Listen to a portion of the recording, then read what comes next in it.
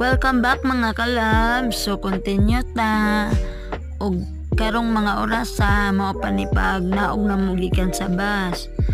Abot na mi sa lugar unya kay gamay pa man ang tawo. So kami pa ang naabot ug naay mga uban nga gamay pa lang. Nya kay o pa mga sugod so nangita kami og restaurant nga pwede na mong pamahawan. Nakakauna dahil mi sa balay pero lahi raman to kadinalian. So kanang reklamo man sila gutom po no. So mao ni nangaon mi. Og time check tano kadi mi pwede magdugay-dugay diri di pwede maglangan-langan. Kaya ang oras gidagan. Nya before man ibalik di ay sa plaza nagpa-selfie sa sila diri. O mo lang to mga kalab. Update na po ko ninyo later.